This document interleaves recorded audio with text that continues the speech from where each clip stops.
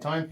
So Rehan, born and bred in Luton, went to Icknield High School, Luton Sixth Form College, followed by a degree in chemistry from the University of Leicester, and then a master's in an MBA from the University of Lincoln. Currently works as a senior specialist for a large German organization within the field of chemistry. Chair of Governors and Alternative Provision, author of an A-level chemistry textbook, lead science and chemistry tutor at Pinnacle Tuition in Stopsley, with over 10 years of teaching experience, mashallah. Quite a bio there, alhamdulillah. Assalamu alaikum, Brother Rehan. Well, Salam, nice to meet you again, bro, Tariq. Rehan, how old are you? Guess. For this, with this bio, it makes you sound like some 60-year-old who's done so much. I feel 60, right? Who's done so much in life, but alhamdulillah, you are indeed very young, alhamdulillah, and an inspiring youth for all of us, alhamdulillah.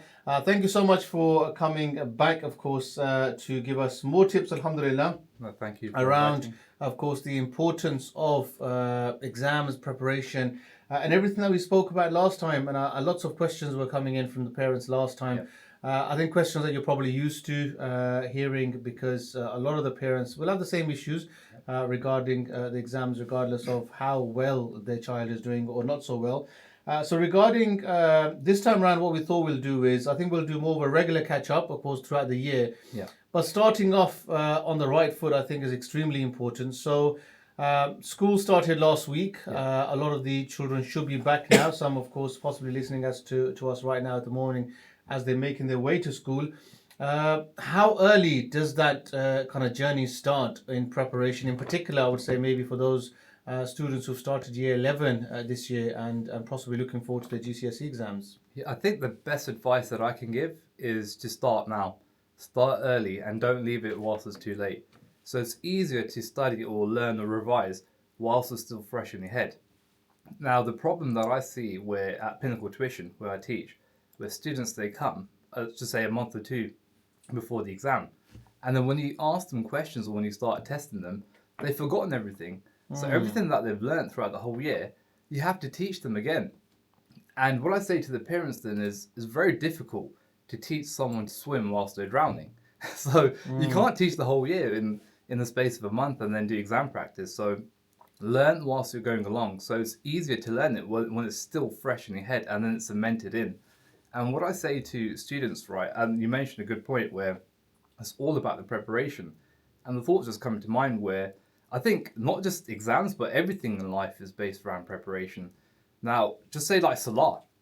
You pray your Salah. You can't just go to a prayer mat and pray. You have to prepare for it. You have to go and make the wudu. You have to have the intention. You have to have the right clothing. And then you get the reward for the Salah. If you don't do all the preparation, it's not even accepted. It's not even valid. Even to like the point where even when you die, you have to prepare to get buried. You have to have the ghusl, you have to have the kafan, you have to have the namaz janazah, and then only you can be buried. So the same principle applies with exams. You have to prepare in order to get the reward or the result for this. And it's scary because time is just going so fast, Brother Tariq. Like, if you look at COVID was over 5 years ago. Subhanallah, exactly. It feels like it was just 2 months ago, right? So the take-home message is start preparing now, because it's the exams. Every single student I've ever taught, they've all said the same thing, and they say, I can't believe exams have just come so quickly. And more so for, I'd say, first-year college students. And the reason why I say that is because the first-year exams that you do, they're only like 7 or 8 months away, and those grades that you're going to get are going to be used for university applications and what courses you can apply for. So your whole life is based on that final exam.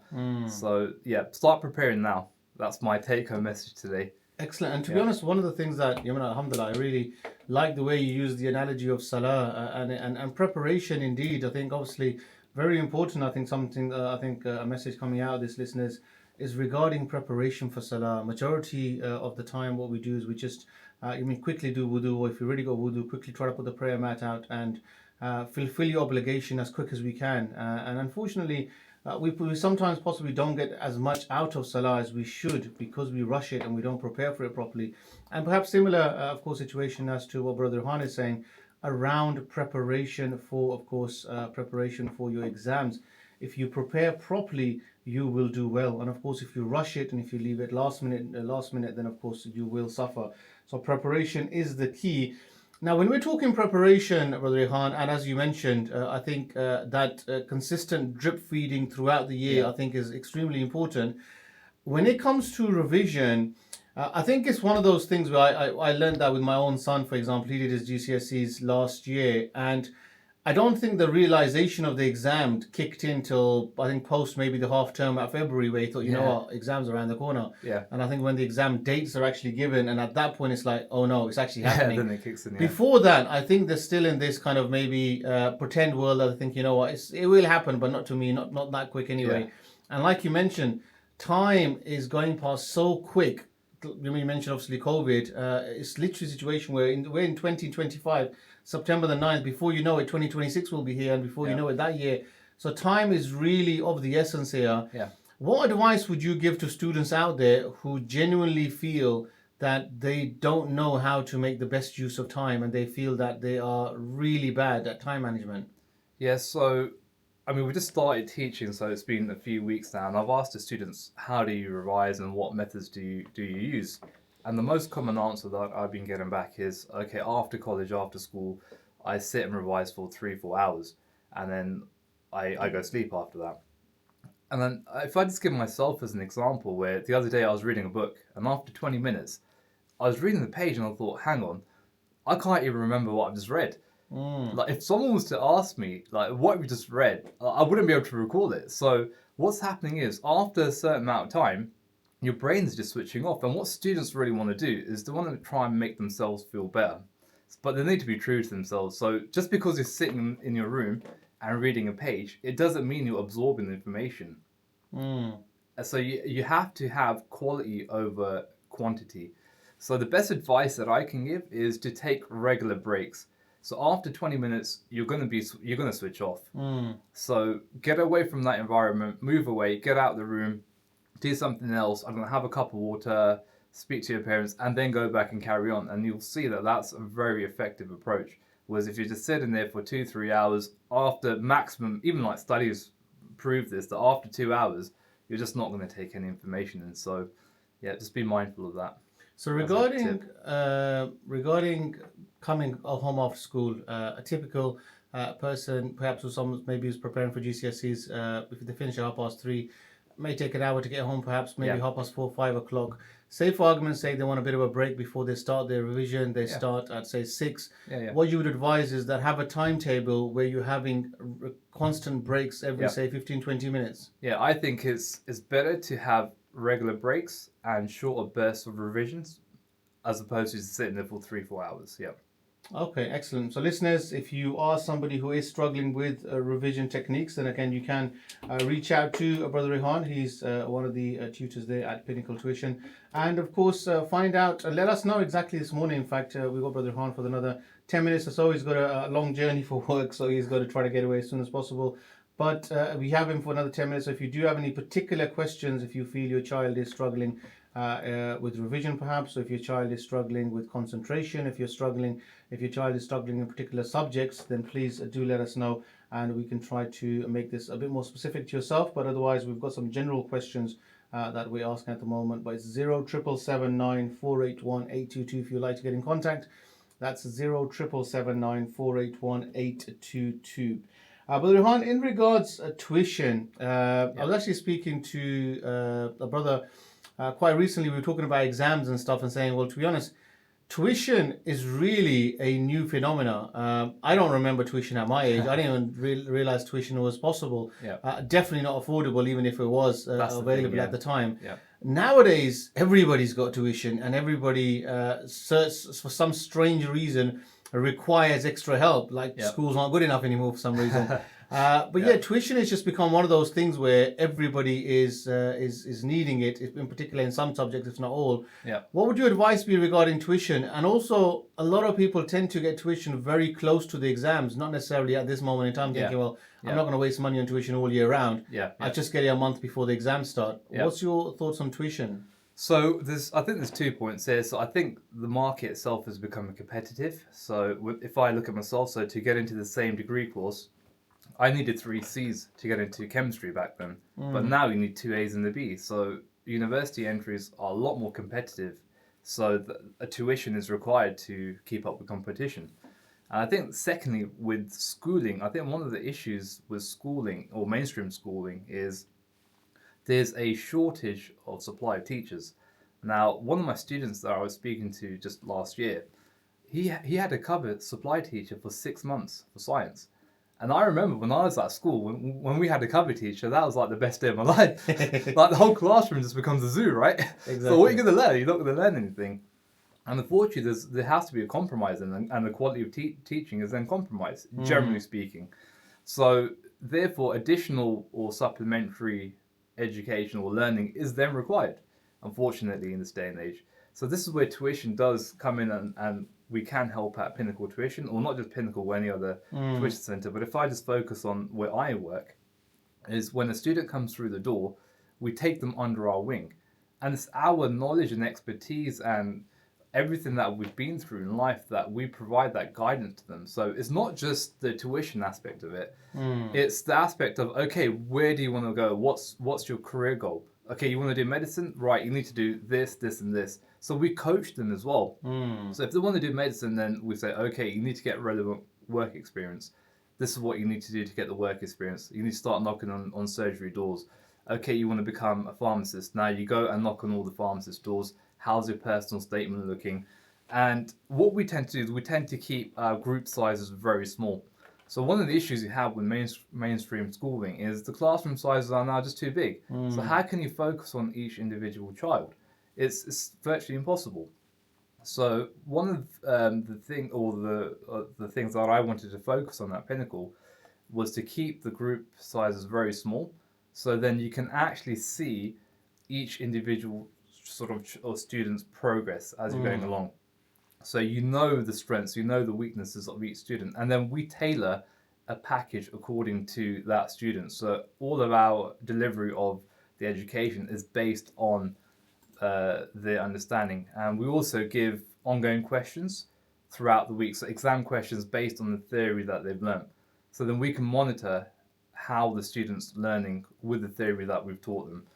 So I think all of this support helps the student alongside the mainstream schooling. So Indeed, I think I get the point regarding supply teachers, because obviously, as you mentioned, it was a situation where, luckily, back in our days, it wasn't as common to have a supply teacher. But when it was, of course, it was a situation where everybody was just, it's the best time doing of life, everything apart from learning. Yeah. And I hope that's not the case. And often when we have conversations with various education providers in the town, they do concentrate on that fact that obviously there's a lack of teachers and there's a lot of supply teachers, and there is that problem within the community, but hopefully not as much in the Luton schools. But when it comes to tuition, would you say that it's not just the extra learning that you get from a tutor, but it's the whole experience of life? So a tutor has potentially, possibly, been at university at this point, or maybe even left university now, or maybe in a job. And they're now in a situation where they've learned many lessons on how they've got there, so they can share their journey around success. And I think one of the things that I think our children are maybe not so good at doing, and maybe we weren't so good at doing, when you're 16 years old, when somebody says to you, what do you want to be? And it's like, I haven't got a clue, because you genuinely don't know. But I think one of the things that would really help people is if they knew where they were going. If you know the end destination to your journey, it's much easier to plan that journey. And I think maybe this is where, from a tuition perspective, it's not just the knowledge of science, maths, and English that you're getting, but it's actually helping to pave that path, as you mentioned, around how do you get to your destination, and maybe that support is quite important. Yeah, and I think the tutors themselves are seen as role models. So especially at Pinnacle Tuition, so they feel like they have that relationship with the tutor where they can speak to them about their problems, or they can speak to them about their goals and how to get there. So if they do have an issue where, okay, I don't know how to do X, Y, and Z, they're not shy to speak up. So I think that's very important as well, that guidance and support is there. So, and you can only do that if there's like small group sizes and you're very sort of confident with speaking with the tutor. And that's why we're pretty much nearly booked out at the moment already with the group sizes, with the group classes, because they're kept small and they find it very beneficial. Excellent. Message coming in from France and salam from Faris and Dayan. Walaikum salam. Farhan, how are you this morning? Saying tuition is an Asian thing. Parents should help kids. And perhaps what he's alluding to is that because of the laziness of parenting, and they just pass you on to tuition saying, well, we can't do it, so let tutors do it. What are your thoughts on that? So I think if you're going to study, just say Quran or Hadith, you need to go to someone who's studied Quran and Hadith, because then you're disrespecting the Quran and Hadith. You can't go to someone who's a farmer, just say, and that's the qualification to learn Quran and Hadith. You have to go to someone qualified who's got that knowledge and is able to pass that knowledge. So knowledge is always passed down, right? So Rasulullah passed it down from themselves to the Sahabis. So the same thing is with academic knowledge as well. We have to go to a professional. Farhan comes back saying that's totally different. One would assume that because I've done GCSEs, I can now help my son to do GCSEs. But I did GCSEs 20 years ago, and possibly not the same thing. But do you feel parents are in a position where they can substitute tuition or maybe help the children? I think there is a case, but it also comes down to delivery as well, right? So you might have the knowledge, but you might not be able to deliver the knowledge. I think there's two different things there. And secondly is how much, unfortunately, with time where some children don't have that relationship with their siblings or parents, where if they want to learn from them, they're not going to learn from them because they're going to try and pick a bone with them. Oh, actually, no, this isn't right. Like, this is not the way we were taught at school. And they do that on purpose because they don't have that relationship. And when they're in this setting where it's tuition and they're in that environment, and they know that they've come out from the house and like we're going back to preparation, they're prepared and they've travelled all this way, they're a bit more well behaved. Indeed, I get that, to be honest. I think I was actually speaking to a good close brother of mine, and he was actually saying that he sends his son for Quran lessons to somebody else. And I said, you teach Quran though. Why if you go to drop him off there? And he goes, he doesn't learn with me. And it's so true. Your own children will probably be the most difficult to teach because of that relationship you have with them. And I think even with siblings, I think that becomes really difficult. So, I think that totally makes sense. A lot of students want to become doctors and their parents are GPs and doctors. So, Indeed. No, exactly. Listeners, you are listening to Inspire FM. It is the Rise and Shine show. We're having a special session just for you guys with Brother Rehan around education. And of course, as Brother Rehan has said from before, the journey starts now. Wherever you're in that journey, whether you have just started junior school or primary, or in fact infant school, or maybe you've just gone to high school, or maybe you're in your very important year of year 11 for GCSEs, or maybe you're going to A Levels, or indeed university, whatever level you're at, whichever journey you're on, it's very important to make sure you plan and prepare, is what Brother Rehan is saying. Brother Rehan, I know you need to go and we've got a few minutes left before the break. Any last piece of advice you would give to people out there who are maybe just starting their journey, of course, this year? I would say maybe let's make it specific to maybe for the GCSE students, or even maybe the A Levels. I think maybe they're in a similar field. Any specific advice you'd give? So I mean, we're just like 3 weeks into teaching at Pinnacle, and it's quite sad to see where even at this moment in time, students are saying, I'm feeling really like depressed and I have high anxiety and I'm really stressed out. And I'm thinking, wow, we're just like 3 weeks in and it's not even exam time. And every year it seemed to be on the rise, and there's an increase where students are facing these issues and they don't want to speak to their parents about it, right? So it's a taboo subject, especially within the Asian community. And what I say to them is I relate two stories to them. And one of them is a story about Ibn Sina, who was a very famous scientist, Avicenna they call in the West. He conducted an experiment where he had 3 sheep in 3 separate cages, and they were all fed the same diet, so everything scientifically was the same. There was no difference whatsoever. But the only difference was the third sheep was exposed to a wolf. And what this scientist saw, Ibn Sina saw, that over time the sheep was actually losing weight and it became ill due to the stress and anxiety of seeing the wolf and knowing that one day it's going to kill me. But it wasn't, right? In the end, it's the shepherd that's going to probably end up eating the sheep. So my take-home message there is to take it easy, relax, and don't think of the worst. And it goes back to then relating to a second story where there was a sheikh called Fariduddin Attar, and he mentions that there was a Persian king who was suffering from depression or anxiety, and he gathers all his wise men and says, "Okay, go out and find me a cure." So one of them finds this very wise man, and he makes a ring for this king.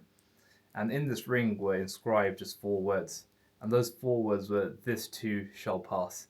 So the king wore this ring, and I think this is a life lesson for anyone, right? For any situation that you're going to be in, that whenever the king saw this ring and he was going through like hardship, he looked at the ring and he thought, "Oh, it's going to pass." Like, how many times where just even myself or yourself, Tarek, where we're going through a situation and we think this is the worst situation, I can't believe I'm going through this. But you've been through it, you've got through it, and you've only become a better person from this. It's only developed you as a person. If you hadn't gone through that hardship, you're not going to become that gem that you are now. Subhanallah. And I say to my science students, because it can relate back to science, where if you look at diamond, right? So diamond is actually made from carbon, and carbon is soot. It's just dirt, right? It has no value, right? But when soot or dirt then undergoes very high temperature and high pressure, that's when it becomes a diamond. So in order for you to become something useful and shine like a diamond, you're going to have to go through pressure. You're going to have to go through that hard work. You're going to have to go through the trials and tribulations. And then only you can shine like bright like a diamond and become useful for someone. Like a doctor, for example. So take-home message is keep persevering, keep going. It's not going to be easy. You are going to face pressure. You are going to face trials and tribulations. But in the end, the result is going to pay off.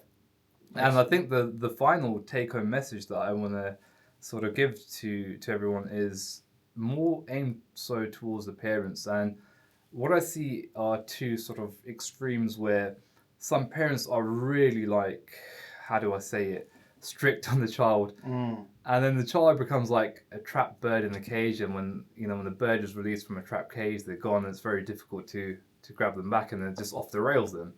And then you get the other polar opposite where some parents are just don't really care.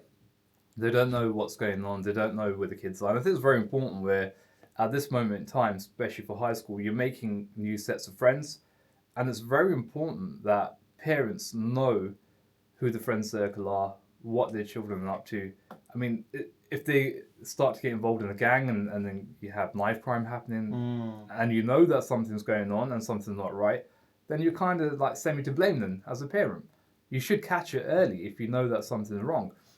And just recently I had a parent come to me, and I couldn't believe it when I heard it. And they said that, okay, I've got a problem where they said not my son is involved in a gang, they said my daughter is involved in a gang.